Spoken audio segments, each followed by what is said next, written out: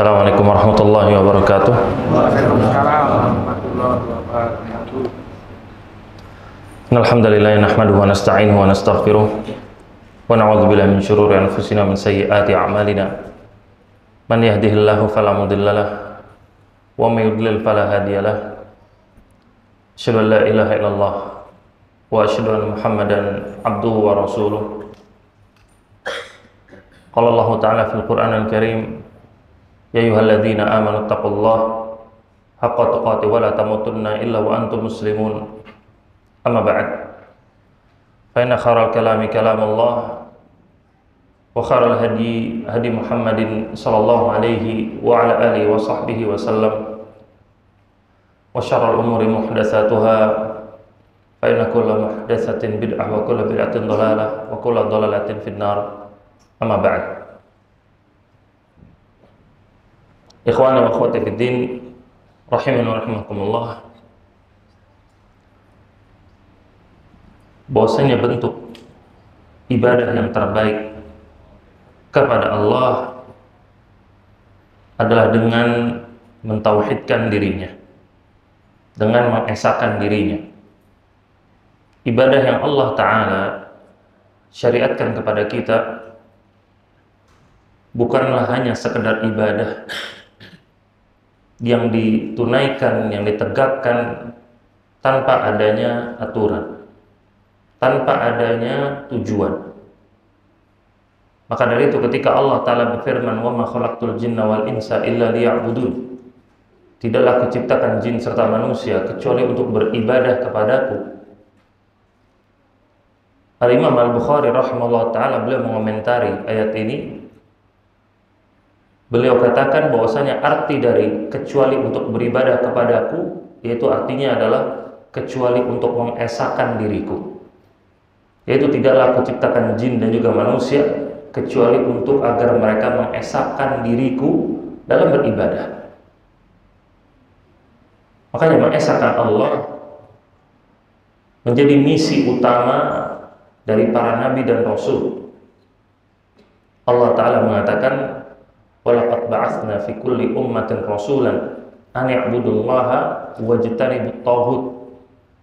Dan telah kami utus kepada setiap umat seorang rasul agar rasul itu berkata kepada kaumnya, sembahlah Allah dan jauhilah taghut. Apa itu taghut? Al-Imam Malik rahimahullah beliau mengatakan taghut adalah kullu ma yu'badu min dunillah, segala sesuatu yang disembah selain Allah, itu namanya taghut. Apapun yang disembah. Makanya kita perhatikan dari dakwah Nabi kita Muhammad sallallahu alaihi wasallam. Di awal-awal masa dakwah beliau, secara khusus di masa dakwah di Mekah, fokus dakwah beliau adalah tentang masalah mentauhidkan Allah dalam beribadah. Pada saat itulah Allah Ta'ala turunkan surat-surat yang pendek, yang semuanya berkaitan tentang masalah mengikhlaskan diri dalam beribadah hanya kepada Allah. Kemudian dengan misi itu pula, beliau Shallallahu Alaihi Wasallam kemudian berpesan kepada para sahabatnya yang beliau utus untuk berdakwah di kabilah-kabilah. Di antaranya pesan beliau yang terkenal kepada sahabat yang mulia Mu'adz bin Jabal radhiyallahu ta'ala anhu. Nabi SAW berpesan kepada Mu'adz, innaka ta'ti qauman min ahlil kitab. Wahai Mu'adz, kamu akan mendatangi sebuah kaum dari kalangan ahlul kitab. Faliyakun awwala ma tad'uuhum ilaihi syahadatu an la ilaha illallah. Maka jadikanlah hal pertama yang kamu dakwahkan kepada mereka adalah syahadat la ilaha illallah. Baru kemudian Nabi SAW mengatakan fa'inhum ata'uka lidzalik, kalau mereka mau mentaatimu, fa'akhbirhum, maka kabarkan kepada mereka, annallaha aftarada alaihim khamsa salawatin fi kulli yawmin wa lailah, bahwasanya Allah mewajibkan bagi mereka untuk sholat yang 5 waktu di setiap siang dan juga malam harinya. Kemudian Nabi melanjutkan, fa inhum ata'uka lidzalik, kalau mereka mau mentaatimu, fa akhbirhum anna Allah aftarada 'alaihim shadaqatan tu'khadhu min aghniyaihim fa turaddu 'ala fuqaraihim. Kabarkan kepada mereka bahwasanya Allah mewajibkan mereka untuk mengeluarkan sedekah, yaitu zakat. Diambil dari hartanya orang-orang kaya, kemudian disalurkan kepada orang-orang fakir. Perhatikan dalam hadis yang mulia ini. Hadis yang mulia ini menjelaskan bagaimana Nabi mengajarkan kepada Mu'adz prioritas dalam dakwah. Beliau mengajarkan kepada Mu'adz untuk memulai dakwahnya dengan mengajak kepada syahadat la ilaha illallah. Bahkan Nabi melarang Mu'adz untuk naik ke level yang berikutnya, ke tingkatan berikutnya, kecuali kalau mereka itu sudah mengikrarkan la ilaha illallah. Dengan Nabi mengatakan fa inhum ata'uka lidzalik, kalau mereka mau mentaatimu, baru kabarkan salat yang 5 waktu. Kalau mereka mau mentaatimu, baru kabarkan tentang masalah zakat. Ada syaratnya untuk naik levelnya. Menunjukkan apa? Kalau mereka nggak mau mengucapkan 2 kalimat syahadat, nggak usah ajarin sholat, nggak usah diajarkan untuk zakat. Ini menjelaskan apa? Bagaimana prioritas utama dalam dakwah para nabi dan rasul untuk agar mengajak kaumnya mentauhidkan Allah, mengesahkan Allah Ta'ala. Itulah makanya kita perhatikan dalam rukun Islam yang nomor 1 adalah 2 kalimat syahadat. Apa syahadat yang pertama? La ilaha illallah. Dalam rukun iman, apa rukun iman yang pertama? Beriman kepada Allah. Beriman kepada Allah maksudnya adalah apa? Beribadah hanya kepada Allah. Selalu menjadi prioritas nomor 1, selalu menjadi yang paling pertama. Dan begitu pula kalau kita membuka Al-Quranul Karim dari awal, perintah yang pertama kali kita temukan dalam Al-Quran di surat Al-Baqarah, kita akan temukan perintah Allah Ta'ala berfirman, ya ayuhan nasu ubudu rabbakumul ladzi khalaqakum wal ladzina min qablikum la'allakum tattaqun. Wahai sekalian manusia, sembahlah Rabb kalian yang menciptakan kalian dan orang-orang sebelum kalian. Kemudian di ayat yang berikutnya Allah Ta'ala tutup ayat tersebut dengan fala taj'alu lillahi andada wa antum ta'lamun. Jangan kalian menjadikan tandingan-tandingan selain Allah sedangkan kalian mengetahuinya. Maka perhatikan di sini larangan yang pertama dan perintah yang paling pertama dan larangan yang pertama yang kita dapati ketika kita buka Al-Quran adalah tentang masalah mentauhidkan Allah. Maka di sini yang menjadi pelajaran bagi kita adalah bagaimana masalah mengesahkan Allah itu harus selalu menjadi prioritas dalam kehidupan kita. Kenapa? Karena semua ibadah kita dibangun di atasnya. Semua ketakwaan kita dibangun di atasnya. Itulah yang menjadikan kenapa tauhid ini menjadi pondasi. Orang tidak akan bisa bertakwa dimanapun dia berada kalau dia nggak kenal siapa Allah. Kalau dia nggak memiliki sifat muraqabatullah, dia selalu diawasi oleh Allah, percuma. Makanya perhatikan ketika Nabi SAW mengatakan, man kana yu'minu billahi wal yawmil akhir falyaqul khairan aw liyasmut. Barang siapa yang beriman kepada Allah dan hari akhir, hendaklah dia berkata yang baik atau diam. Wa man kana yu'minu billahi wal yawmil akhir falyukrim jarahu. Barang siapa yang beriman kepada Allah dan hari akhir, hendaklah dia memuliakan tetangganya. Barang siapa yang beriman kepada Allah dan hari akhir, hendaklah dia itu memuliakan tamunya. Para ulama mengatakan, kenapa Nabi SAW mengulang-ulang barang siapa yang beriman kepada Allah dan hari akhir? Yaitu maksudnya barang siapa yang beriman kepada Allah, berarti dia percaya kepada Allah. Dia mentauhidkan Allah, siap menjalankan konsekuensi beriman kepada Allah, maka hendaknya dia memuliakan tamunya. Ketika dia siap menjalankan konsekuensi dari tauhidnya, maka dia harus memuliakan tetangganya. Ketika dia siap menjalankan konsekuensi dari tauhidnya kepada Allah, maka dia siap untuk berkata yang baik atau diam. Itulah maksudnya. Maka ini selalu menjadi landasan dasar dari dakwahnya para nabi dan rasul, dan juga dari dasar dakwahnya para ulama Ahlussunnah wal Jamaah. Kemudian ikhwas sekalian, rahimani wa rahimakumullah. Pembahasan masalah tauhid tidak akan pernah selesai, tidak akan pernah sempurna kalau kita tidak mau membahas tentang lawannya. Yaitu lawan dari tauhid adalah syirik. Kita nggak bakal tahu mana yang kanan kalau kita nggak tahu mana yang kiri. Kita nggak bakal tahu mana timur kalau kita nggak tahu mana itu barat. Kita nggak bakal tahu apa itu sunnah kalau kita nggak tahu apa itu bid'ah. Kita nggak bakal tahu apa itu iman kalau kita nggak tahu apa itu kufur. Dan kita nggak bakal tahu apa itu tauhid kalau kita nggak tahu apa itu syirik.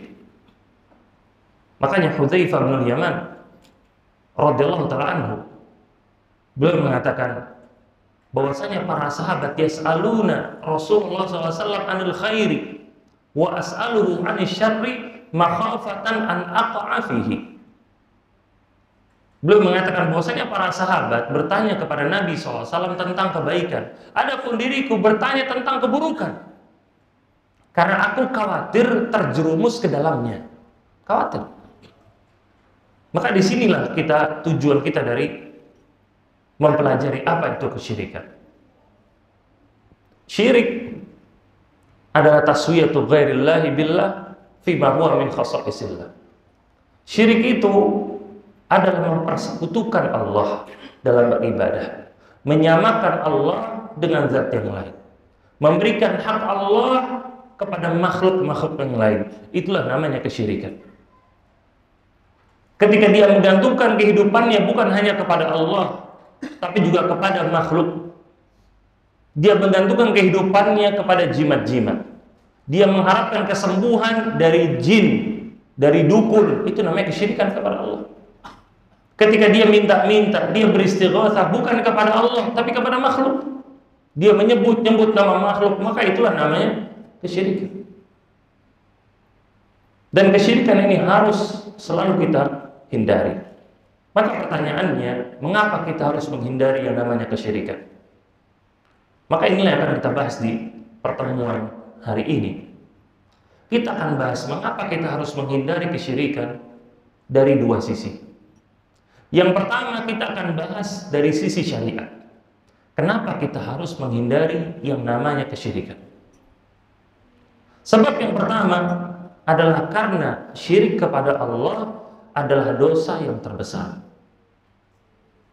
Dosa yang tidak bisa ditandingi oleh dosa manapun. Silakan Anda pikirkan kemaksiatan apapun yang bisa dilakukan oleh manusia. Kerusakan apapun yang bisa dilakukan oleh manusia tidak bisa mengalahkan dosa dari syirik kepada Allah. Nabi SAW mengatakan dalam banyak sekali hadis, beliau bersabda, di antaranya, ala ukhbirukum bi akbaril kabair, maukah kalian aku beritahukan tentang dosa-dosa yang paling besar? Maka beliau mengatakan, asyirku billah wa uququl walidain wa syahadatuz zur. Beliau mengatakan dosa yang terbesar yang paling pertama adalah syirik kepada Allah, dan yang kedua adalah durhaka kepada kedua orang tua, lalu yang ketiga adalah persaksian palsu. Kemudian dalam hadis-hadis yang lain, dalam redaksi yang lain, Nabi mengatakan anta ja'ala lillahi niddan wa huwa khalaqaka. Engkau menjadikan tandingan selain Allah, padahal Allah yang menciptakan dirimu. Dalam riwayat yang lain, Nabi SAW mengatakan dosa yang terbesar yang paling pertama adalah al-isyraku billah, mempersekutukan Allah. Dan yang kedua kata Nabi, wal qunutu min rahmatillah, berputus asa dari rahmat Allah. Kemudian dalam hadis yang lain, ketika Nabi SAW menyebutkan tentang as-sab'ul mubiqat, tentang 7 dosa yang bisa menghancurkan, beliau sebutkan yang paling pertama apa? Asyirku billah, syirik kepada Allah. Selalu menjadi nomor satu, selalu menjadi nomor satu. Kenapa? Itu yang paling berbahaya. Maka ini yang harus selalu kita hindari. Dari semua dosa yang bisa dilakukan oleh anak Adam, maka dosa inilah yang harus selalu dihindari. Ada sebuah kisah ketika seorang syekh, dia mengajarkan sebuah kitab berkaitan tentang masalah tauhid. Kemudian kitabnya pun hatam, selesai. Kemudian murid-muridnya bertanya, wah Syekh, setelah ini kita bahas apa? Kata Syekh, nanti aku pikirkan. Beberapa hari kemudian Syekh ini bilang ke murid-muridnya, di kampung sebelah ada orang yang bikin bangunan. Sebelum dibangun dia potong kerbau dulu, kemudian dia taruh kepala kerbau di situ, baru dibikin bangunannya. Oke, diceritakan ke muridnya. Beberapa hari kemudian gurunya bilang lagi ke murid-muridnya, di kampung sebelah sana ada seorang anak yang berzina dengan ibunya sendiri. Ramai langsung muridnya. Allah, itu anak gak tahu diri, ibunya sendiri durhaka sama orang tua, berzina lagi. Kemudian apa kata gurunya? Dari sinilah berarti kita harus ngulang belajar tauhid lagi. Maksudnya apa? Di kisah yang pertama ketika menceritakan ada kepala kerbau yang dipotong untuk pembangunan sebuah bangunan, murid-muridnya nggak ada yang merespon. Tapi ketika ada cerita perzinahan anak dengan ibunya sendiri, ramai mereka langsung. Menunjukkan bagaimana mereka itu menganggap kecil dari dosa syirik kepada Allah. Maka harus diulangi lagi.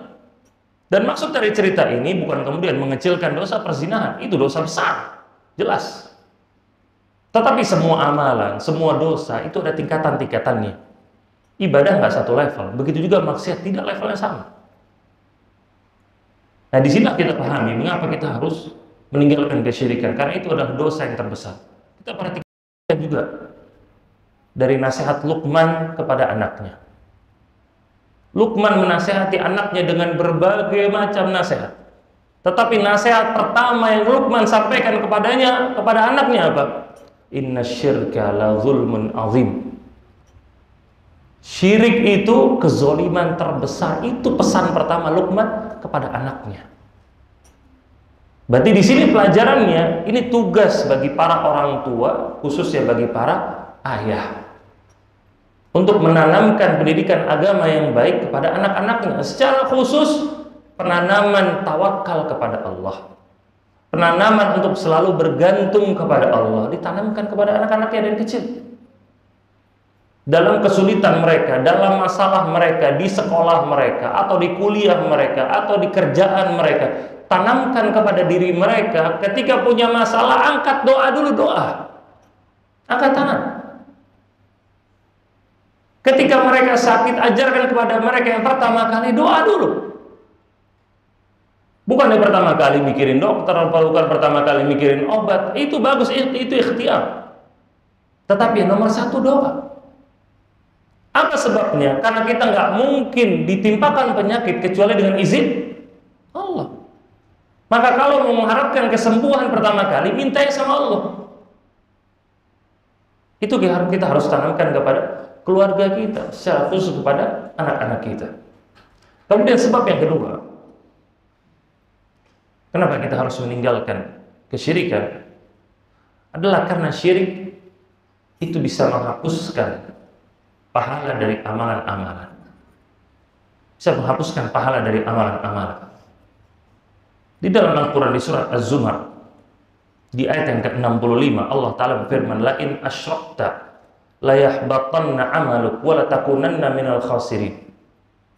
Allah mengatakan, wa laqad uhiya ilaika wa ilal ladzina min qablika, dan telah kami wahyukan kepadamu wahai Muhammad, dan juga kepada para nabi sebelummu, bahwasanya jika engkau melakukan kesyirikan, la yahbatanna amaluk, niscaya pasti akan kami batalkan amalanmu, dan kamu pasti akan menjadi orang-orang yang merugi.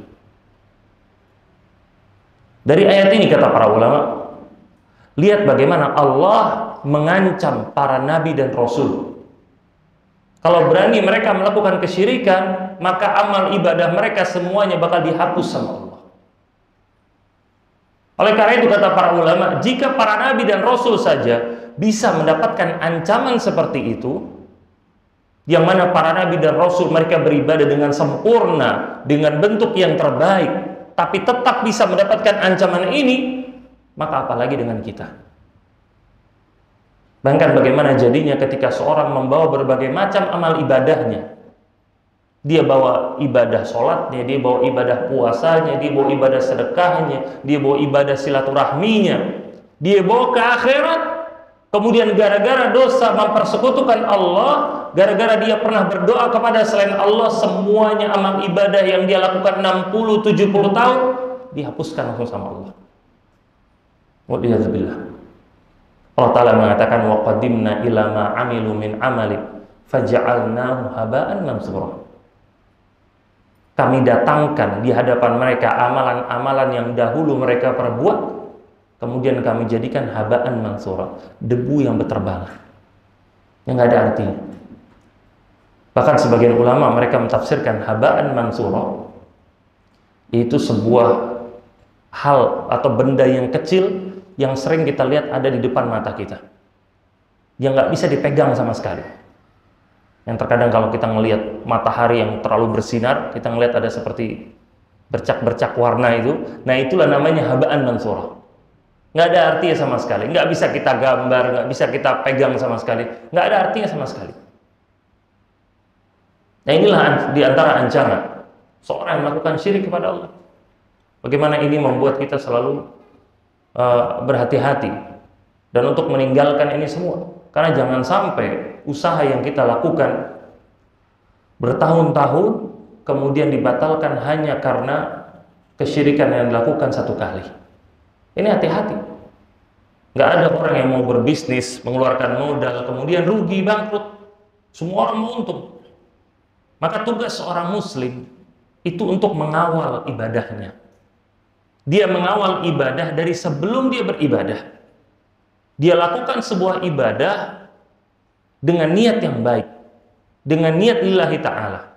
Ketika sedang ibadah, dia lakukan dengan bentuk yang paling sempurna. Lalu ketika setelah ibadah, maka dikawal, dijaga. Jangan sampai pahala dari sebuah amalan hilang. Karena apakah bisa hilang? Bisa. Ini diantaranya. Ketika seorang melakukan kesyirikan kepada Allah, amal ibadah yang dulu dilakukan, ikhlas, habis semuanya. Bisa hilang semuanya. Di antaranya juga yang Allah Ta'ala sampaikan di dalam surat Al-Baqarah, ya ayyuhalladzina amanu la tubtilu shadaqatikum bil manni wal adza. Wahai orang-orang yang beriman, jangan kalian batalkan pahala-pahala sedekah kalian bil manni wal adza. Dengan sering kamu sebut-sebut lalu menyakiti hati orang yang kamu bantu. Yang mana poinnya adalah amal ibadah itu yang sudah dilakukan bisa hilang pahalanya memang. Ketika apa? Ketika tidak dikawal dengan baik, ketika tidak dijaga dengan baik. Maka itu tugas dari kita semua. Kemudian yang berikutnya, mengapa kita meninggalkan kesyirikan? Sebabnya adalah orang yang berbuat syirik, maka doanya tidak akan diijabah oleh Allah. Tidak doanya di dunia, tidak doanya di akhirat. Di dalam Al-Quran, di surat Ghafir, di ayat yang ke-49, Allah Ta'ala berfirman, wa qalu awalam taku ta'tikum rusulukum bil bayyinat. Dikatakan oleh para malaikat kepada para penduduk neraka, bukankah telah datang rasul-rasul kepada kalian membawa keterangan? Qalu bala. Kemudian penduduk neraka mengatakan iya. Qalu fad'u. Maka para malaikat berkata, doalah kalian kalau gitu sekarang. Wa ma du'aul kafirina illa fi dhalal. Dan tidaklah doanya orang-orang kafir kecuali itu sesat semuanya. Yaitu apa maksudnya? Tidak akan diijabah sama Allah. Apa kali dijabah? Maka orang yang mau doanya dijabah sama Allah, maka selalu tauhidkan Allah, selalu esakan Allah, hanya minta kepada Allah. Di dalam banyak ayat di dalam Al-Quran, Allah Ta'ala menjelaskan bagaimana Allah menolong orang-orang yang berdoa kepadanya. Allah mengatakan, amman yujibul muttarra idza da'ahu wa yakshifus su'. Siapa zat yang mengijabah doanya orang-orang yang kesulitan lalu menghilangkan kesulitan mereka? Siapa? Allah. Perhatikan bagaimana Yunus alaihissalam dilemparkan ke dalam air, ke dalam lautan, dimakan oleh ikan. Dia berada di dalam 3 kegelapan. di dalam kegelapan perut ikan, di dalam kegelapan lautan, di dalam kegelapan langit, dia berdoa kepada Allah, Allah ijabah doanya, Allah selamatkan. Lihat bagaimana Ibrahim alaihissalam, imamnya Ahlut Tauhid, berdoa kepada Allah ketika mau dilemparkan ke dalam api.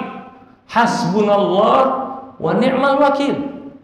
Cukup bagi kami Allah, dan Engkau Allah adalah sebaik-baiknya penolong.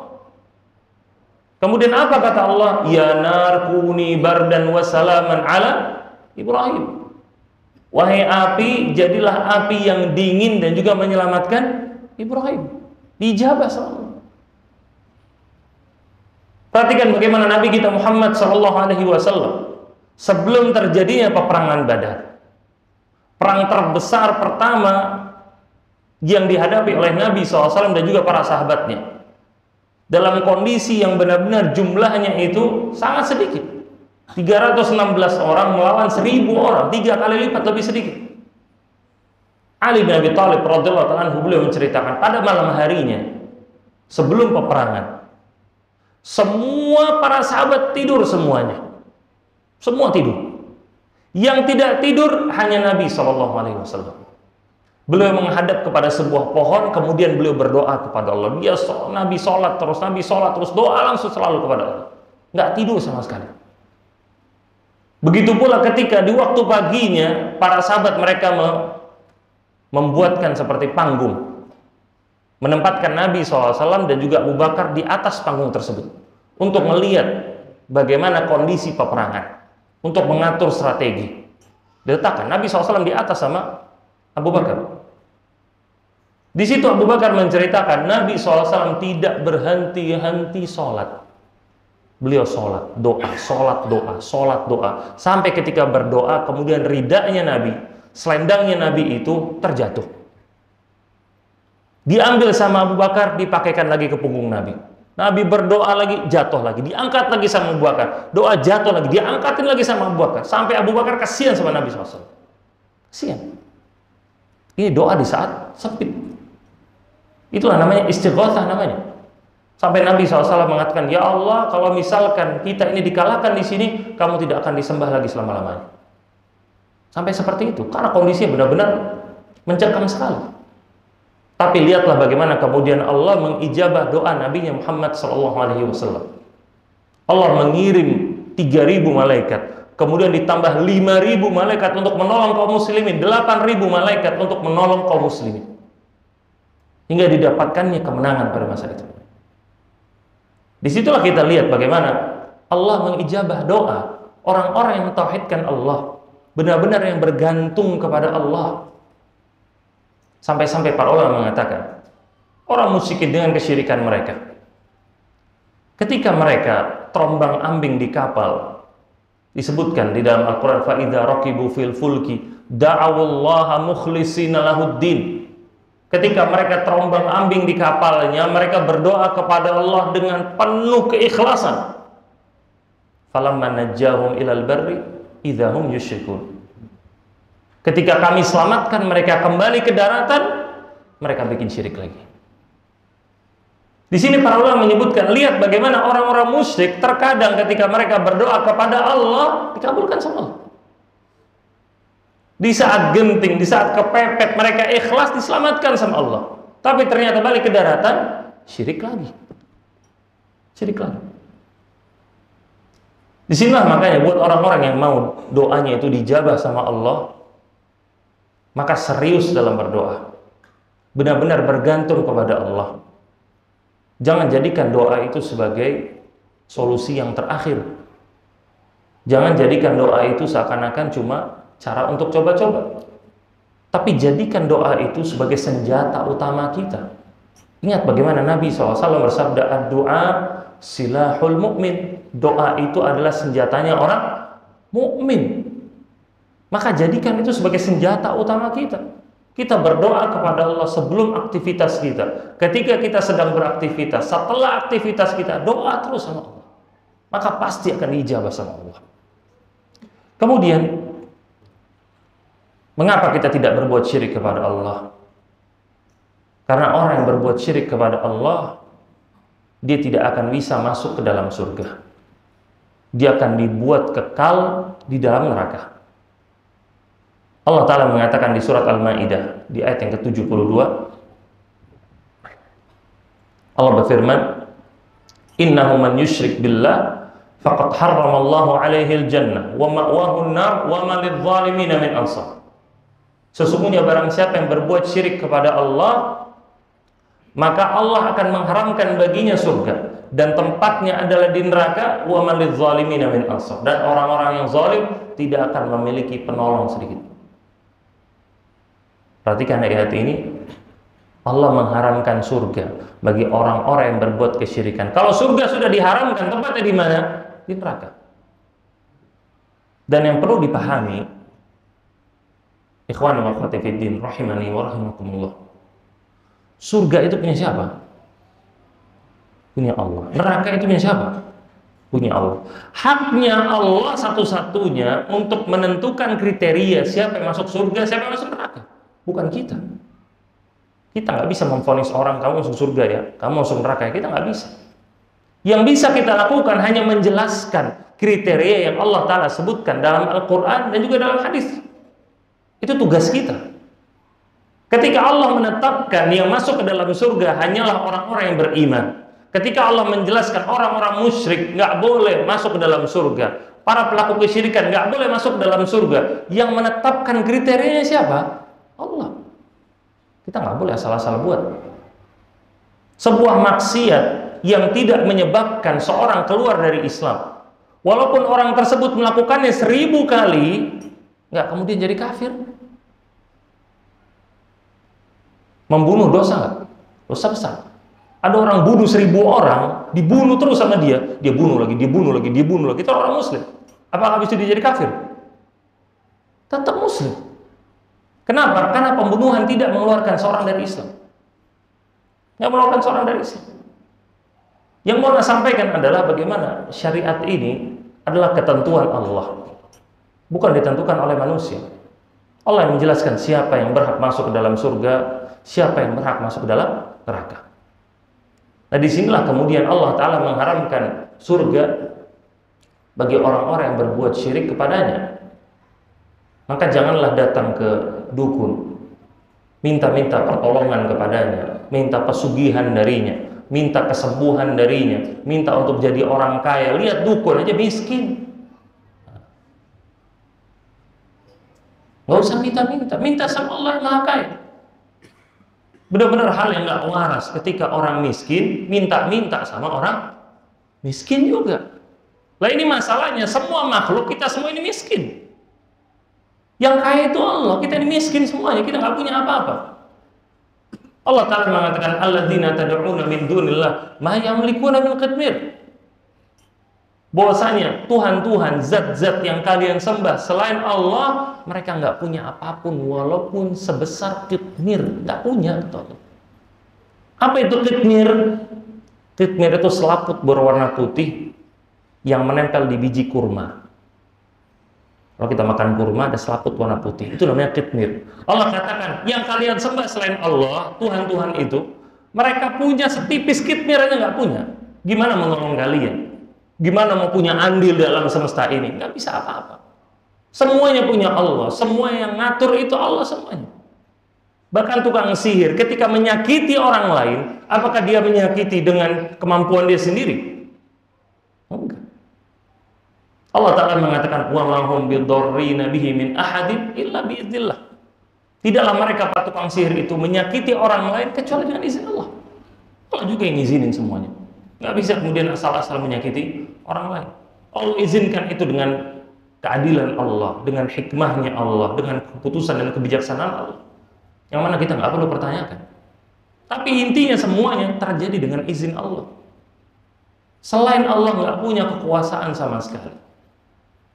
Itulah makanya sekali lagi, buat orang-orang yang mau masuk ke dalam surga, maka kesyirikan harus dihindari. Tidak boleh dia sentuh sama sekali. Dalam kesulitan apapun, dalam problem apapun, jangan jadikan kesyirikan sebagai sebuah solusi, karena nggak ada gunanya sama sekali.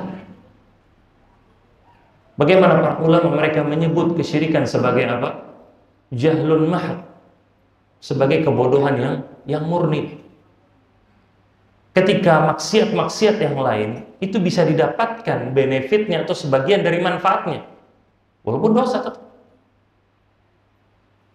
Orang-orang yang terlilit hutang kadang nyolong, ya kan? Dengan nyolong dia bisa membebaskan hutangnya dia. Terkadang seperti itu. Paling tidak dia dapatkan tujuan dia, maksudnya kan, walaupun dosa. Tapi kalau syirik, orang punya masalah, kemudian minta kepada berhala, kemudian minta kepada jimatnya dia, bergantung sama jimatnya dia. Kalau nggak Allah izinkan, tetap nggak bakal dikasih. Tetap kembalinya ke Allah, nggak bakal bisa dapat apa-apa. Ini makanya sekali lagi, semua itu ada di tangan Allah.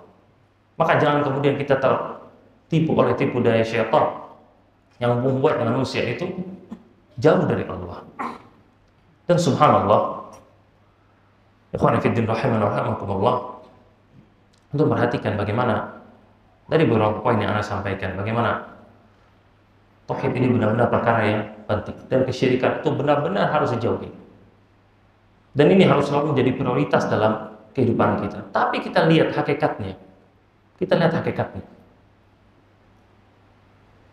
Sebagian orang-orang muslim nggak mau belajar tauhid, nggak mau mempelajari apa itu syirik, bahkan terkadang nggak tahu syirik itu sendiri, nggak ngerti sama sekali. Anak punya teman yang adiknya itu masuk pesantren yang nggak kurang-kurang dari SD masuk pesantren. Ketika kelas 1 atau kelas 2 SMA ditanya sama abangnya, syirik itu terbagi jadi berapa? Kata adiknya, syirik itu apa? Ya. Syirik itu bukannya iri sama orang ya, kata dia. Subhanallah, ini teman anak cerita ini nangis. Di depan anak. Dia sedih, ini adiknya dari SD di pesantren. Ini syirik aja nggak ngerti, lain dipelajarin di pesantrennya, ini apa? Subhanallah. Maka kita lihat juga di sebagian masjid nggak mau mengajarkan masalah tauhid, nggak mau mengajarkan masalah syirik. Bahkan subhanallah ada sebagian orang-orang yang diustadkan, yang dianggap sebagai dai, nggak mau sama sekali mengingkari masalah jimat, nggak mau mengingkari masalah perdukunan, nggak mau sama sekali. Nggak mau mengajak orang-orang untuk berdoa hanya kepada Allah, nggak mau mengajak. Nah, kalau bukan mereka yang mengajarkan masalah tauhid dan syirik ini, lalu siapa lagi? Itulah tugasnya mereka. Bahkan subhanallah ada beberapa DKM masjid nggak mau ngadain kajian masalah tauhid, nggak mau. Alasannya apa katanya? Sepi Ustaz. Kalau ngajar tauhid, sepi Ustaz yang datang. Ini yang cerita Ustaz, rame penuh. Rame, subhanallah. Emang apa sebabnya? Di antara sebabnya adalah karena setannya ketika di pelajaran tauhid itu paling gede, paling banyak. Karena itu yang paling menentukan. Makanya ada orang-orang kalau belajar tauhid baru mulai ngantuk, tidur langsung. Emang setannya paling gede memang. Karena itu yang paling menentukan. Setan makin ngelihat kita dekat sama Allah, makin gak suka, makin berusaha dia mau menyesatkan kita. Nah ini makanya kemudian hal yang harus selalu kita tekankan dan tanamkan. Bahkan di sebagian pendidikan di beberapa sekolah, pelajaran agama di kurikulumnya sedikit. Nah dulu masuk sekolah negeri. Karena masuk sekolah negeri dulu. Pelajaran agama dalam 1 minggu cuma berapa jam? Cuma 2 jam. Pelajaran agama 1 minggu cuma 2 jam. Dari SMP sampai SMA nggak berubah, 2 jam 1 minggu. Ada ngajarin tauhid, ada ngajarin masalah bahaya perdukunan, ngajarin masalah adab kepada tetangga, adab kepada orang tua, tentang masalah etos kerja, itu yang diajarkan. Bagus nggak? Bagus, itu syariat Islam. Tapi ada prioritas dalam masalah syariat ini yang harus ditanamkan. Itu harus diajarkan semuanya. Ini terjadi di beberapa sekolah. Makanya penanaman masalah ini itu harus dimulai dari sejak dini, supaya manusia itu mengerti yang hasilnya ketika sudah besar, ketika ada masalah di luar, ada problem, pertama kali yang mereka lakukan datangnya ke masjid. Supaya datangnya ke diskotik nanti. Ada sebagian orang pusing kerjanya, stres karena kerjanya, datang ke diskotik mabuk. Kenapa? Dari kecil nggak pernah diajarin datang ke masjid sama orang tuanya, nggak pernah. Nggak pernah diajarin doa sama orang tuanya, nggak pernah. Ada orang waktu itu bareng sama anak masuk ke masjid mau sholat asar, baru adzan masuk ke masjid sholat asar. Sholat kita tahiyatul masjid, anak tahiyatul masjid sudah beres, komat, teman anak keluar. Lu ngapain ente keluar? Ini keluar komat. Lah komat, anak pikir kita sholat sendiri-sendiri kata di masjid. Lo gimana? Lo ke masjid itu biar sholat itu jamaah. Lo kok sholat sendiri-sendiri ngapain? Lah udah sholat tadi, terus gimana dok? Ini saking karena nggak pernah ke masjid, nggak pernah disuruh sama orang tuanya ke masjid, nggak pernah sama sekali. Subhanallah. Ada sebagian orang mau ikut kajian nanya dulu, ini daftarnya di mana ya? Pakai bajunya apa ya? Padahal umum. Kenapa? Nggak pernah ke masjid, nggak pernah. Dan terkadang permasalahannya bukan di diri dia sendiri, terkadang dari orang tuanya emang nggak pernah ngajarin, nggak pernah menanamkan sama sekali, nggak pernah ditanamkan untuk sholat malam, nggak pernah ditanamkan untuk memperlama sujud untuk berdoa kepada Allah, nggak pernah diajarkan sama sekali. Ya bagaimana mau kemudian kenal sama Allah? Nah, kemudian ikhwan wa akhwati fiddin rahimana rahimakumullah, itu dari sisi yang pertama. Kenapa kita menjauhkan syirik kepada Allah? Bahwasanya itu adalah dosa yang terbesar. Syirik adalah dosa yang menghancurkan. Orang berbuat syirik doanya nggak bakal dijabah sama Allah. Orang melakukan kesyirikan akan diharamkan dari surganya Allah. Sisi yang kedua akan kita bahas. Mengapa kita tidak melakukan kesyirikan? Adalah karena yang disembah selain Allah itu tidak pantas untuk disembah, tidak pantas untuk dimintai tolong, nggak pantas sama sekali. Ibrahim alaihissalam ketika beliau mendakwahi kaumnya, yang Allah abadikan di surat Al-An'am di ayat yang ke-77, ketika Ibrahim berkata kepada kaumnya, falamma ra'al qamara bazighan qala hadza rabbi. Ketika Ibrahim melihat bulan, kemudian dia mengatakan ini adalah Rabbku. Falamma afala qala la illam yahdini rabbi la akunanna minal qaumidh dhallin. Ketika bulan itu masuk di waktu pagi, lalu bulan itu hilang, kemudian Ibrahim mengatakan, kalau aku tidak diberikan petunjuk oleh Rabbku, maka aku pasti akan jadi orang yang tersesat. Kemudian Ibrahim mengatakan, falamma ra'a syamsa bazighatan qala hadza rabbi hadza akbar. Ketika Ibrahim melihat matahari yang terang benderang, kemudian Ibrahim mengatakan, ini adalah Tuhanku, ini lebih besar. Kemudian ternyata masuk di waktu malam, matahari pun hilang. Di sini Ibrahim berusaha untuk meluruskan akal dari kaumnya. Kenapa matahari, bulan, bintang-bintang tidak pantas untuk disembah? Sebabnya adalah karena semuanya itu datang silih berganti. Kadang ada, kadang enggak. Makanya kata Ibrahim tadi, kalau bulan itu masuk di waktu pagi, bulan itu hilang, qala la illam yahdini rabbi la akunanna minal qaumidh dhallin. Kalau aku tidak diberikan petunjuk oleh Rabbku, aku niscaya akan termasuk kaum yang sesat. Maksudnya apa? Ketika masuk waktu pagi mau doa sama siapa? Kalau dia itu minta-minta sama bintang, minta-minta sama bulan, masuk waktu pagi bulan kan nggak ada. Seakan-akan bulannya itu istirahat dulu. Lah mau minta sama siapa? Begitu pula kalau orang itu menyembah matahari, ketika masuk waktu malam matahari nggak ada. Lah orang mau doa ke siapa? Kalau punya kesulitan, kalau punya masalah di malam hari, mau minta-minta ke siapa? Mataharinya nggak ada. Inilah yang mau diluruskan oleh Ibrahim dari akal kaumnya, bahwasanya sesuatu yang datang silih berganti seperti itu nggak pantas untuk disembah. Adapun Allah, dimanapun kita berada, kapanpun itu Allah ada. Allah akan mendengar doa kita selalu. Nggak ada waktu-waktu tertentu. Kapan saja berdoa boleh. Kapan saja Allah bisa ijabah. Makanya Allah Ta'ala mengatakan di surat Fussilat, Allah berfirman, "Wa min ayatihi al-lailu wan-nahar wasyamsu wal-qamar." Di antara tanda kekuasaan Allah, malam dan juga siang, matahari dan juga bulan. La tasjudu lisyamsi wala lil-qamar. Jangan kalian sujud kepada matahari dan juga jangan kepada bulan. Wasjudu lillahi alladzi khalaqahunna.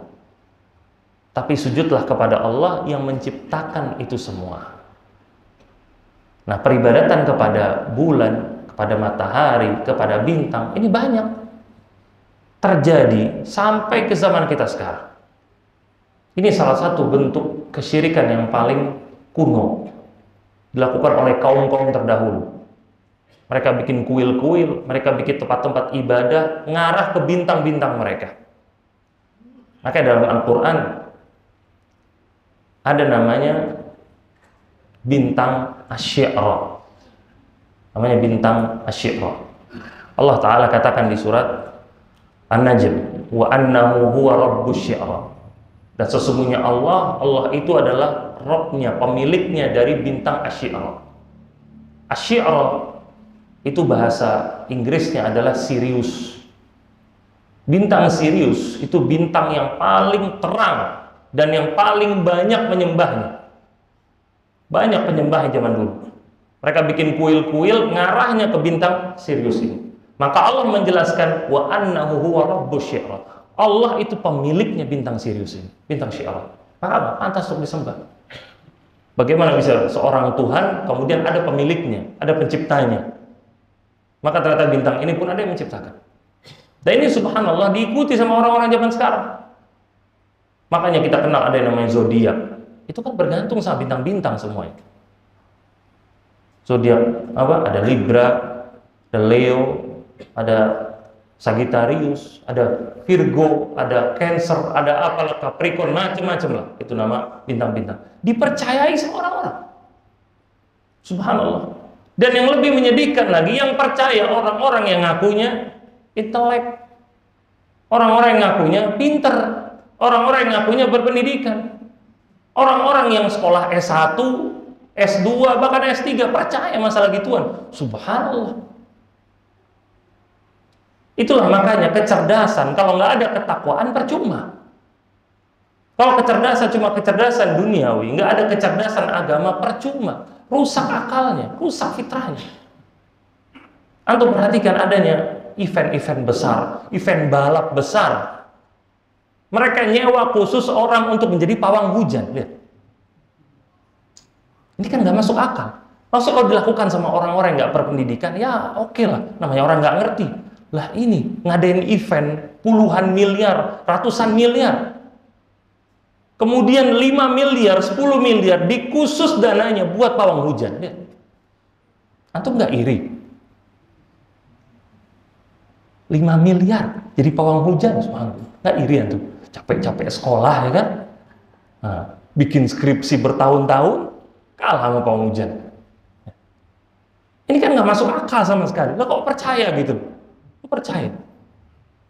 Bilang katanya awan ini di atas teman-temannya dia bilang ini semua kayak AC kata dia. Tinggal pencet aja kata dia. Subhanallah. Ini syayatin semuanya, setan semuanya.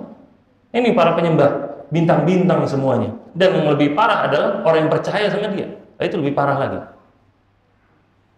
Inilah makanya kedustaan-kedustaan seperti ini itu harus diperangi dan harus dilawan. Orang-orang yang seperti itu mereka harus dididik dan juga harus dinasihati dengan baik. Kemudian berikutnya adalah adanya penyembahan kepada malaikat. Ada penyembahan kepada malaikat. Ada yang sebagian orang mereka ketika berdoa mereka menyebut nama-nama Jibril. Mereka menyebut nama Mikail, mereka menyebut nama Israfil untuk mengijabah doa mereka. Dan Allah Ta'ala mempertanyakan masalah ini. Di dalam Al-Quran, di surat Saba, Allah menyebutkan, wa yauma yahsyuruhum jami'an, thumma yaqulu lil malaikati ahaula'i iyyakum kanu ya'budun. Yaitu pada hari ketika Allah menyatukan, mengumpulkan seluruh makhluknya. Kemudian Allah berkata kepada para malaikat, apakah kepada kalian manusia-manusia itu menyembah? Kemudian apa kata para malaikat? Qalu subhanaka anta waliyuna min dunihim. Segala puji bagimu ya Allah, sesungguhnya engkau adalah pelindung kami dari mereka. Bal kanu ya'budunal jin, tapi justru yang mereka sembah, manusia sembah itu adalah jin. Aktsaruhum bihim mu'minun. Dan banyak dari mereka yang percaya. Itu adanya jin yang dia menipu manusia, mengatakan bahwasanya dirinya itu malaikat, seakan-akan dekat sama Allah, bisa mengijabah doa, bisa menolong, bisa membantu mereka. Tipuan dari syaitan semuanya. Ini terjadi. Bahkan dulu itu di Arab, di zaman jahiliyah itu ada berhala namanya Uzza. Berhala namanya Uzza. Uzza itu sebuah dia itu tempatnya itu ada di atas pohon. Uzza itu ada sebuah rumah kecil, kayak rumah pohon ditutup dengan hijab begitu, ada di atas pohon. Orang-orang itu kalau minta sesuatu, mereka minta dari balik hijabnya, minta. Nah itu terkadang terdengar itu suara jawaban dari dalam, terdengar. Nah itu semua adalah jawaban dari jin, dari syaitan semuanya itu. Itu tipuan bagi umat manusia. Ini kita harus pahami bagaimana iblis, bagaimana syaitan, mereka telah bersumpah untuk menggoda manusia, menyesatkan manusia sampai nanti itu diwafatkan sama Allah. Kemudian kenapa malaikat ini tidak pantas untuk diminta? Karena pertama, malaikat juga makhluk. Bahkan Allah sebutkan di dalam Al-Quran di surat Saba, Allah mengatakan hatta idza fuzzi'a an qulubihim qalu madza qala rabbukum. Ayat ini berkaitan tentang ketika Allah Ta'ala menurunkan perintahnya. Ketika Allah turunkan perintahnya ke langit, Nabi SAW mengatakan irtajafatis sama. Langit itu bergetar ketika perintah Allah itu turun. Lalu ketika perintah Allah turun, lalu para malaikat menyaksikan, pingsan mereka semua. Mereka pingsan semua. Kemudian barulah Allah mengatakan hatta idza fuzzi'a an qulubihim, yaitu ketika mereka telah dihilangkan ketakutan dari hatinya, yaitu mereka sadar lagi. Jadi saking ketakutannya, pingsan ini malaikat semua. Lalu ketika sudah dihilangkan ketakutannya, sadar lagi. Kemudian disebutkan oleh Nabi SAW, wa awwalu man yarfa' ra'sahu Jibril. Yang pertama kali mengangkat kepalanya adalah Jibril. Kemudian Allah Ta'ala menyampaikan kepadanya wahyu yang Allah Ta'ala mau sampaikan. Baru kemudian disampaikan kepada para malaikat-malaikat yang ada di bawahnya. Baru para malaikat kemudian mengatakan, madza qala rabbukum? Apa yang dikatakan oleh Rabb kalian? Qalul haqqa wa huwal aliyul kabir. Yang dikatakan oleh Allah adalah kebenaran. Perhatikan dari ayat ini, kata para ulama, ayat ini menjelaskan kenapa malaikat itu nggak pantas untuk dimintai. Nggak pantas kita untuk minta-minta kepada Jibril, kepada Mikail, ataupun kepada malaikat-malaikat yang lain. Apa sebabnya? Karena memiliki rasa takut. Memiliki rasa takut. Sesuatu yang memiliki rasa takut tidak pantas untuk dipertuhankan, tidak pantas untuk diibadahi, nggak pantas. Takut sama siapa? Namanya Tuhan, namanya ketika dia punya kekuasaan, dia nggak takut sama siapapun. Orang kalau ngerasa punya jabatan tinggi, dia nggak takut sama siapapun. Dia ngerasa jabatan saya tinggi, tapi ternyata malaikat tetap punya rasa takut kepada Allah, menunjukkan malaikat nggak pantas untuk dimintai sama sekali. Nggak pantas. Kita minta kepada Allah. Allah itu raja di raja, Malikul Amlak. Allah yang menguasai semuanya. Allah yang memiliki semuanya, Rabbul Alamin. Kemudian di antara sebab yang lain adalah para malaikat itu terkadang mereka nggak bisa menyelesaikan urusannya. Terkadang malaikat itu dibebankan tugas oleh Allah, ternyata malaikat nggak bisa menyelesaikan urusannya. Maka dia pun mengeluhnya kepada siapa? Kepada Allah. Di dalam sebuah kisah disebutkan, ursila malakul mauti ila Musa alaihissalam. Allah pernah mengutus malaikat maut kepada Musa untuk mencabut nyawanya Musa. Falamma ja'ahu sakkahu fafaqa'a 'ainahu. Kemudian ketika malaikat maut ini datang mau mencabut nyawanya Musa, dicolok sama Musa matanya. Dicolok sama Musa. Sampai kemudian matanya keluar. Faraja'a ila rabbih. Maka malaikat ini habis dicolok sama Musa, balik ke Allah. Kemudian mengatakan, arsaltani ila abdin la yuridul maut. Ya Allah, engkau telah mengutusku kepada seorang hamba yang nggak mau mati. Ini kan menunjukkan malaikat terkadang nggak bisa menyelesaikan urusannya. Lalu bagaimana mau menyelesaikan urusan orang lain? Mau mengabulkan permintaan orang lain. Nah, kemudian, ikhwas sekalian rahimakumullah. Yang terakhir, di antara yang tidak pantas untuk disembah adalah nabi dan juga orang-orang soleh.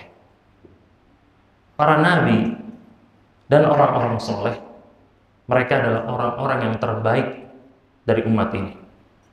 Mereka adalah kebanggaan kita semua. Mereka adalah orang-orang yang paling takut kepada Allah. Mereka orang-orang yang paling bertakwa dan bersyukur kepada Allah. Tetapi walaupun demikian, mereka itu tidak memiliki sifat ketuhanan sama sekali. Mereka itu tidak memiliki hak untuk mendapatkan sebuah peribadatan sama sekali.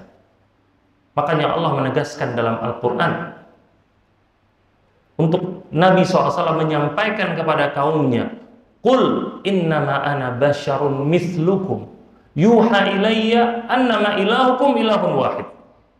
Wahai Muhammad, katakanlah kepada mereka, sesungguhnya aku hanyalah manusia seperti kalian. Kemudian diberikan wahyu kepadaku, sesungguhnya Rabb kita, Tuhan kita adalah Tuhan yang satu, yang esa. Maka perhatikan, Nabi SAW diperintahkan oleh Allah untuk memberikan penegasan ini. Basyarun mithlukum, aku ini manusia seperti kalian. Yang mana kata para ulama, kalau Nabi SAW sekedar mengatakan ana basyarun, aku manusia, cukup. Tetapi Allah Ta'ala memerintahkan untuk memberikan penekanan di situ. Basyarun mithlukum, manusia seperti kalian. Makanya Nabi SAW memiliki kebutuhan-kebutuhan yang tabi'iyah, yang manusiawi. Beliau makan, beliau minum, beliau lapar, beliau haus, beliau menyelesaikan hajatnya, beliau punya kebutuhan kepada istri-istrinya, beliau terkadang sedih, beliau pernah menangis. Itu menunjukkan apa? Beliau manusia, manusiawi. Sallallahu alaihi wasallam. Beliau ketika menghadapi kesulitan, beliau berdoa kepada Allah, minta kepada Allah. Maka ini yang beliau lakukan. Bahkan dalam sebuah peperangan di perang Hunain, di perang Hunain, ketika saat itu jumlah perang Hunain atau perang Khaybar, salah satu dari peperangan itu. Ketika peperangan itu sudah berjalan kurang lebih 10 hari, nggak menang-menang. Maka Nabi SAW kemudian mengatakan kepada para sahabatnya, la'u'tiyanna rayata ghadan rajulan yuhibbullaha wa rasulahu wa yuhibbuhullahu wa rasuluhu yaftahullahu ala yadih. Nabi mengatakan, besok pagi-pagi aku akan memberikan bendera perang kepada seseorang yang cinta Allah dan Rasulnya dan dicintai oleh Allah dan Rasulnya, dan penaklukan akan terjadi lewat tangannya dia. Sampai kemudian di malam hari itu para sahabat mereka beribadah dengan giat. Kenapa? Ngarep dapat bendera itu. Sampai Umar bin Khattab radhiyallahu ta'ala anhu, dia mengatakan, aku tidak pernah mengharapkan imarah, kepemimpinan, kecuali pada hari itu. Kenapa?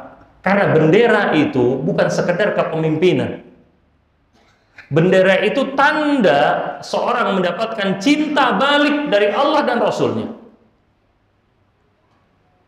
Kalau cinta sama Allah dan Rasul, itu hal biasa. Semua orang bisa ngaku cinta. Tapi apakah dicintai balik? Nggak ada yang tahu kita. Tapi Nabi di situ memberikan jaminan, yang diberikan bendera ini orang yang cinta Allah dan Rasulnya dan dicintai oleh Allah dan Rasulnya. Tambah lagi, kemenangan akan didapatkan lewat tangannya dia. Makanya para sahabat doa, ibadah supaya dia yang dapat benderanya. Kemudian diceritakan di situ, ketika masuk di waktu paginya, setelah selesai sholat, para sahabat langsung merumun ke hadapan Nabi SAW. Semuanya ngarap untuk dapat bendera itu. Kemudian apa kata Nabi SAW? Aina Ali bin Abi Thalib. Mana Ali bin Abi Thalib? Kata para sahabat, huwa yashki aina. Matanya sakit, lagi sakit matanya. Fa ursiya ilaihi fa utiya bihi. Kemudian Nabi SAW mengutus seseorang untuk mendatangkan Ali. Dipopong, dibawa Ali ke situ karena matanya lagi sakit. Dibawa Ali ke situ, matanya sakit. Kemudian disebutkan fa basaqa fi ainaihi wa da'alahu fa bara'a hatta ka'allam yakun bihi wajah. Fa'atahu rayah. Kemudian ketika Ali didatangkan di hadapan Nabi SAW, Nabi meludahi kedua mata Ali. Kemudian perhatikan yang Nabi SAW lakukan. Fabasaqa fi ainaihi wa da'alahu. Nabi habis ludahin, Nabi doa. Fabaro'a, langsung sembuh matanya, seakan-akan nggak pernah sakit sama sekali. Setelah itu dikasih bendera itu ke Ali. Dari sini poinnya kata para ulama, yang pertama lihat bagaimana peperangan 10 hari nggak menang-menang. 10 hari nggak menang-menang. Nabi nggak bisa menentukan sama sekali. Tambah lagi kemudian ketika Ali sakit, apa yang Nabi SAW lakukan? Nabi ludahi sebagai bentuk keberkahan dan salah satu cara untuk ruqyah. Lalu apa yang beliau lakukan? Doa. Menunjukkan apa? Yang menyembuhkan Allah. Walaupun dengan keberkahan yang dimiliki oleh Nabi SAW, tetap yang menyembuhkan itu Allah. Bahkan dalam sebuah kisah, ketika di perang Hudaybiyah, ketika di perjanjian Hudaybiyah, ketika para sahabat mau berwudu, airnya itu sedikit, air sedikit. Maka Nabi SAW kemudian menjulurkan tangannya, kemudian keluar dari sela-sela jari jemarinya itu air, keluar air. Subhanallah, mukjizat Nabi SAW. Kemudian para sahabat berkumpul, kemudian berwudu dari air yang keluar dari tangannya Nabi SAW. Dan disebutkan itu jumlahnya ribuan orang yang wudu dari situ. Sampai ada sebagian sahabat yang ngambil air itu kemudian diminum untuk ambil keberkahan. Memang berkah. Tapi kemudian apa yang dikatakan oleh Nabi SAW? Al-barakatu minallah. Minumlah kata Nabi. Wahai orang-orang yang berwudu, datanglah ke sini, berwudulah kalian dan minumlah. Al-barakatu minallah. Keberkahan datangnya dari Allah. Perhatikan, Nabi SAW tidak mengatakan keberkahan datang dari saya. Padahal memang berkah. Nabi SAW berkah. Zatnya beliau itu memang berkah memang. Tapi beliau tetap mengatakan al-barakatu minallah. Keberkahan dari Allah. Agar apa? Agar para sahabatnya tetap bertawakal, menggantungkan dirinya kepada Allah. Karena keberkahan yang ngasih Allah, bukan dirinya sendiri. Inilah yang luar biasa dilakukan oleh Nabi kita Muhammad SAW untuk menggembleng tauhid yang ada dalam dada para sahabatnya. Dan tambahkan satu kisah lagi, bahwasanya di kota Madinah itu dulu banyak orang-orang munafik. Orang-orang munafik ini nggak jelas siapa mereka. Pintar mereka untuk sembunyi, untuk menutupi diri mereka. Nggak ketahuan. Sampai para sahabat nggak ada yang tahu. Ini yang munafik siapa? Nggak ada yang tahu. Nggak ada yang tahu. Tetapi kerusakan yang mereka timbulkan itu nyata. Fitnah-fitnah yang terjadi, hasutan-hasutan itu tersebar kemana-mana. Tapi siapa yang menyebarkan pertama kali? Nggak tahu. Karena orang munafik nggak ketahuan siapa orang-orang. Sampailah kemudian Abu Bakar Siddiq radhiyallahu ta'ala anhu dan juga beberapa sahabat yang lainnya datang ke Nabi SAW untuk minta tolong supaya Nabi selesaikan urusan ini, supaya kita nggak digangguin sama orang-orang munafik. Kemudian apa kata Nabi SAW? Innahu la yustaghatsu bi wa innama yustaghatsu billah. Beliau katakan bahwasanya orang itu kalau mau beristighatsah tidak beristighatsah kepadaku, tapi seorang itu istighatsahnya minta tolongnya kepada Allah. Yang pertama, Nabi arahkan mereka lihat kepada Allah. Yang kedua, sebenarnya kita minta tolong sama orang yang hidup dan mampu, kan boleh. Ana minta ke antum tolong ambilin ana minum misalkan. Boleh nggak? Boleh kan? Antum sama hidup kan? Hidup, alhamdulillah. Bisa kan ngambilin minum kan? Boleh apa enggak? Boleh, nggak ada masalah. Atau mobilnya jauh misalkan, tolong ambilin mobil anak. Boleh nggak? Boleh, nggak ada masalah. Sebenarnya hal seperti itu nggak ada masalah. Tapi lihat bagaimana Nabi SAW tetap mengajarkan kepada para sahabatnya, innahu la yustaghatsu bi. Seorang itu minta tolong bukan kepada aku, tapi minta tolong yang istighatsanya kepada Allah. Menunjukkan apa kata para ulama? Nabi mau mengajarkan cara yang paling afdol, cara yang paling utama. Ketika ada kesulitan, jangan menggantungkan nasib kepada orang, tapi gantungkan diri kepada Allah dulu, maksudnya. Ini yang mau ditanamkan oleh Nabi SAW. Makanya kata para ulama, Nabi SAW menanamkan masalah akidah ini dari awal beliau berdakwah. Kemudian ketika para sahabatnya sudah masuk Islam, tetap ditanamkan oleh Nabi SAW. Sampai kemudian akhir hayatnya beliau tetap tanamkan tentang masalah ini. Sampai ketika beliau sedang sakit-sakitnya, Aisyah radhiyallahu anha menyebutkan, Nabi SAW ketika kondisinya demam yang luar biasa, yang mana Nabi itu merasakan demam 2 kali lipat panasnya dari panasnya orang yang normal. Sampai Aisyah itu mengkompres Nabi SAW dengan kain yang airnya dingin, diletakkan di keningnya Nabi, nggak lama panas airnya. Diambil lagi, dicelup lagi ke air dingin, ditaruh lagi, terus seperti itu. Kondisi benar-benar sakit saat itu Nabi. Kemudian ketika Aisyah sempat ngambil kainnya itu mau dimasukin ke air dingin lagi, Nabi SAW kemudian mengatakan apa? La'anallahu al-yahuda wal nasara ittakhadhu qubur anbiya'ihim masajid. Semoga Allah melaknat orang-orang Yahudi dan juga Nasrani karena mereka menjadikan kubur-kubur Nabi mereka jadi masjid. Nabi tahu kematian beliau sudah dekat, yaitu beliau nggak mau kalau kuburan beliau dijadikan masjid, dijadikan sebagai tempat ibadah seperti yang dilakukan oleh orang-orang Yahudi dan Nasrani. Nabi nggak mau sama sekali. Ini yang Nabi SAW sampaikan. Bahkan dalam riwayat yang lain, beliau berdoa kepada Allah, Allahumma la taj'al qabri 'idan. Ya Allah, janganlah engkau jadikan kuburku itu sebagai tempat yang selalu dikunjungi secara berkala untuk minta-minta, maksudnya. Nggak mau Nabi SAW. Inilah salah satu bentuk penanaman akidah yang Nabi SAW lakukan kepada umatnya. Nah, pas cukup sampai di sini. Semoga kajian kita hari ini bermanfaat. Semoga Allah Ta'ala menjaga kita dari kesyirikan dan selalu menguatkan keimanan kita. Dan semoga Allah mewafatkan kita dalam keadaan husnul khatimah. Dan semoga Allah mengumpulkan kita di surganya kelak. Naktafi bihadza, subhanakallahumma bihamdika, asyhadu an la ilaha illa anta, astaghfiruka wa atubu ilaik. Wassalamualaikum warahmatullahi wabarakatuh.